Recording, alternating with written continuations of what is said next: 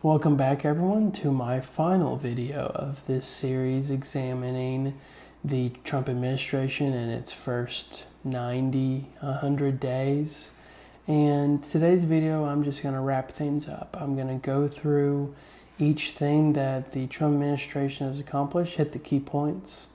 And I hope though that this series I was able to give exactly what I set out to do with my first video, was to give an unbiased look into the Trump administration and how they're doing, on why they're doing things, what are the things they are doing, explaining these things, because I don't expect everyone who watches these videos to be politically involved in knowing what a tariff is, knowing, what the cabinet does and who's a part of the cabinet, stuff like that, that I did go into quite depth in explaining.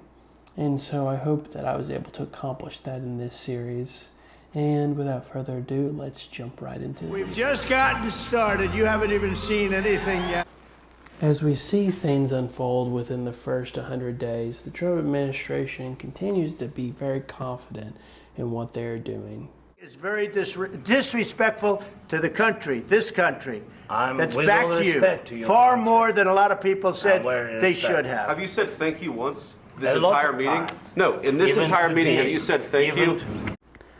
Even with the conflict overseas continuing to be a problem, and immigration, along with the constant battle with deportations, the president and his administration continue to be confident, even with controversy following them almost everywhere they go.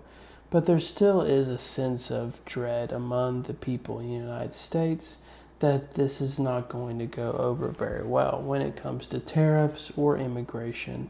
A lot of Americans have been concerned about what is going on, but that is not what is coming out of the White House. The White House continues to be confident in the direction of the country, and as it should be. The President of the United States should have our best interest in mind, regardless if he is in constant battle with universities or even with the Supreme Court.